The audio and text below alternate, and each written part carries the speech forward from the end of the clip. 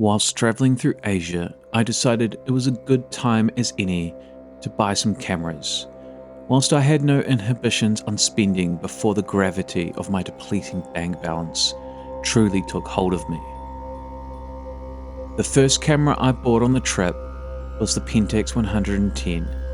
I had been fascinated by this camera for a while, and I really liked the idea of an SLR 110 film format camera. I was surprised by the quality of the shots considering 110's film size. I do plan to do a follow-up video on this camera sometime early next year, but for now I can say it's an easy to use and easy camera to carry when you want to travel lightly, with decent images considering the size of the negative.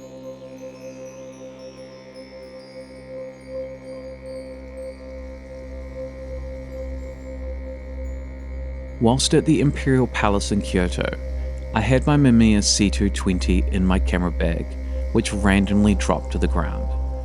I thought it was fine at first, but it started to misfire, as you can see by these poorly timed images.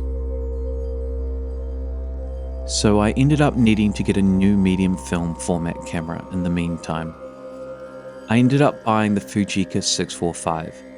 I first decided to use it after the best light had already passed in the morning at the airport in Osaka, but I ended up getting this shot. For me, there is two issues with this camera. It is wide, as the name implies. This is great indoors, but less so for street photography, as the subject is often too small, often in the ways that I would shoot street photos. To get the subject bigger, you would have to get up real close, which is a little too personal for street photography for me. However, it's great indoors, as it provides great context because of how wide the lens is, so you get more information with your main subject. I do also find this to be really good for big landscapes, as it's quite sharp all around with little distortion to the edges. The second issue I have with this camera, however, is that the model does not come with a rangefinder but a viewfinder, making it very difficult to do close-up portraits with, as you have to judge the distance from the camera to your subject, and this is a skill set that takes a wee while to develop. I do like the overall sharpness and focus this lens has, however. It really never takes a bad photo. The only time you take a bad photo with this camera is when you miss focus. There is one more downside to this camera.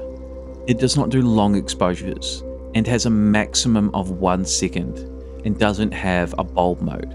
This made it difficult, if not impossible, to shoot at night with, and also made it quite difficult to do any projects with long exposures. Because this camera has a minimum aperture of 5.6, this made it difficult, if not impossible, to shoot at night when I wanted to do some long exposures. So I had to cancel some photos that I had planned on my trip. The next camera I picked up was the Fuji 690. I have wanted one of these for a while. My interest was piqued a little bit by Nick Carver's video on this camera, followed by a video by Bad Flashes, before finally being won over by Robbie Maynard's video, where I knew I had to have this camera.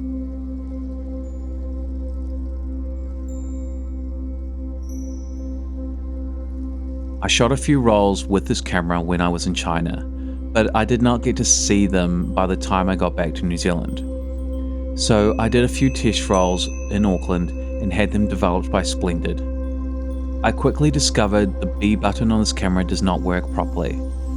I also discovered that the remote shutter button does not work, so you can't use a cable to trigger your shots, which means for me this camera is also not good for long exposures, which did put me in a bit of a predicament with some shots that I wanted to achieve.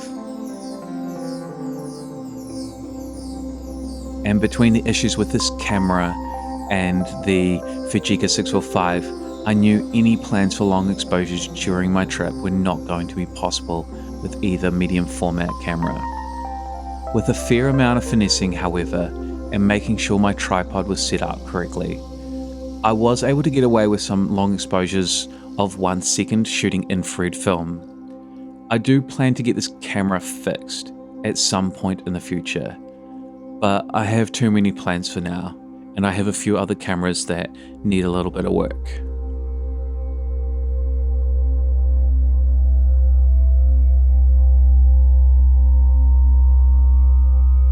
One of my plans for shooting with this camera is to shoot panoramas. After watching Robbie Maynard's video on shooting panos with his camera, I knew I had to try it myself, and I have got some pano images from this camera now, which I'll show you sometime in the future.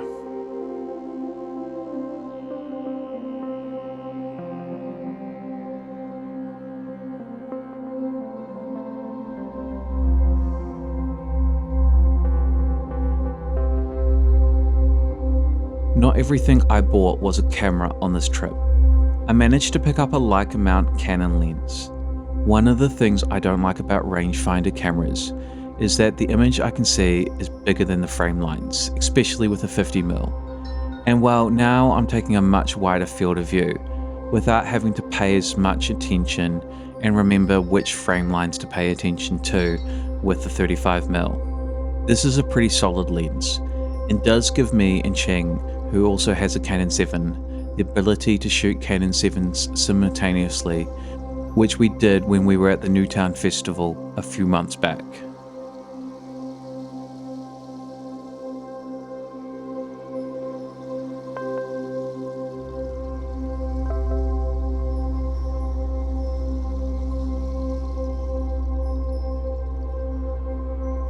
Now, the Canon 7 is my first rangefinder camera, and whilst I have a love-hate relationship with the camera, with me hating it, using it, but loving the photos, I decided to pick up its predecessor when I got back to New Zealand.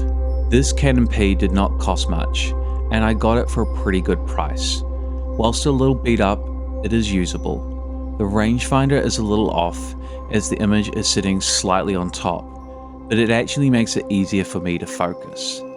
The benefit to this camera is that I can use the 50mm lens it came with on either of my two other Leica mount Canon lens cameras. I think the quality of the lens it came with is pretty good, as this image here was taken through plastic and has a high degree of detail, and I would say is reasonably sharp. This camera doesn't seem to have any issues, no light leaks or sticky shutter curtains, considering it's a little beat up. So I am glad I now have a spare rangefinder if I need.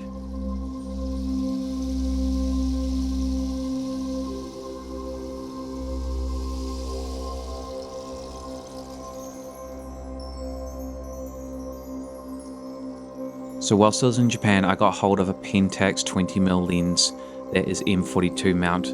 Luckily for me, I already have an adapter from M42 to Canon FD. For me, this was a lens to experiment with, to get really wide street photos, and it has a look that I'd like to explore, but for now, I'm quite happy with photos like this one, where I got a lot of subject matter, both the street itself and also this character here on this bike. When I got back home, I had a few things waiting for me, including my film that was developed in Melbourne from the lab there. They even sent back to me all the film rollbacks as I'd requested. I also came home to the slide shooter, which is a future project which I will action at some point early next year. I also got some FP100C, which again will be for a future project. Now, the final camera for my trip that I had ordered was this Konica Big Mini. The reason I got this is because it has a wireless remote, which means I could shoot self-portraits of photos with friends without having the need to use a timer, which I really don't like to do, as you are just easily not comfortable when you are having to rush back to your spot to go take a photo. I was really looking forward to using this camera, but I found it had this one issue, and it's this. As you can see by the negatives, every second frame is skipped, and while this makes it quite wasteful. Now, I might let this slide, but what makes this worse is the fact that the photos are lacking in detail and sharpness. These are really poor. I have not had Delta 3200 turn out like this before. The images look very smudgy. To say I was disappointed with this camera is a bit of an understatement. Cameras from the turn of the millennium are a bit hit or miss, and it's even more disappointing as they are not even that old compared to the Canon P, for example, that I was talking about earlier, which looks quite beaten but at least actually works.